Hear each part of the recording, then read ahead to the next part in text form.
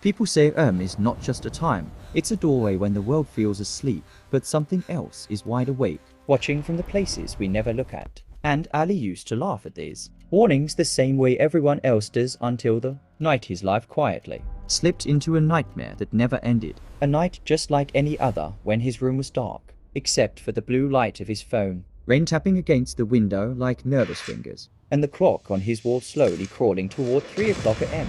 And the moment the second hand touched 12, he opened YouTube without thinking, scrolling through horror videos the way some people scroll through prayers, stopping only when a strange thumbnail appeared showing nothing but a black screen and white words that said, "Don't watch this after 3 a.m.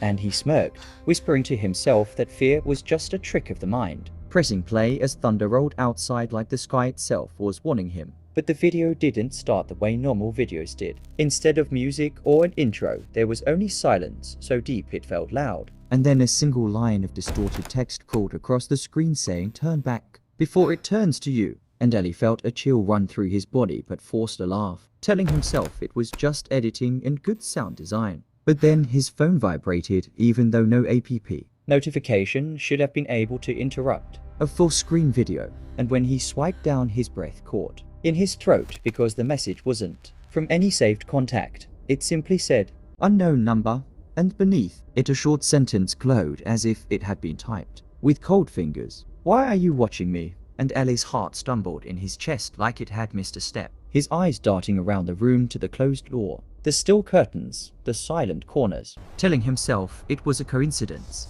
a prank, a bot, anything but what his fear was whispering to him. So he blocked the number and turned his attention back to the video. But the moment he did, the screen seemed darker, heavier, as if the shadows inside it were leaking into his room. And in the corner of the video frame, a shape appeared that hadn't been there before. Tall and thin, like a man made from smoke. Standing so still, it looked like part of the background. And Ali leaned closer, trying to make sense of it, his reflection faintly visible on the glass. And that's when the knock came, soft at first, like someone tapping just to test if anyone was home. Then louder, more certain, knocking directly on his bedroom door. And fear finally swallowed his courage whole because Ali lived alone. His parents were in another city, and no one ever visited him that late at night. And yet the knocking continued, slow and patient, as if whatever was outside knew he was inside and was in no hurry at all. And Ali whispered a trembling hello toward the door, his voice sounding small even to himself. But only silence answered, broken suddenly by the sound of his phone speaking again, not as part of any video dialogue, but as if the device itself had found a voice, whispering right into his ears, "You didn't stop watching." And that's when he noticed the handle of his door moving, turning slowly, painfully slowly, the way doors only move in bad dreams. And as it opened, a narrow line of darkness slid across the floor like a living thing, reaching for his feet.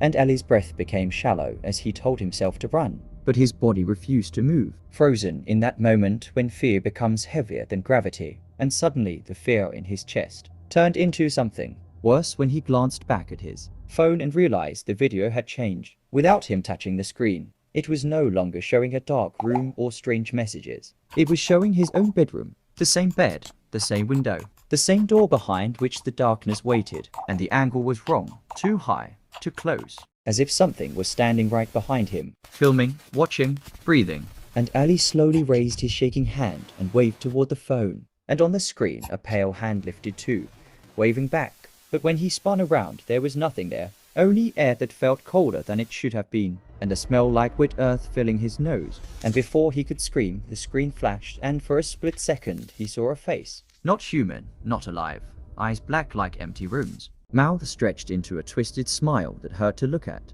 And then everything went dark. The power died. The rain stopped. The world itself seemed to hold its breath. And in that silence, Ali finally screamed. But the sound felt like it was swallowed by shadows before it could ever reach the walls. And when morning sunlight finally crawled into the room, it found only an empty bed, a phone lying on the pillow still glowing, still playing the same video. And when Ali's friend came later that day, after dozens of unanswered calls, he found the door wide open, the room cold,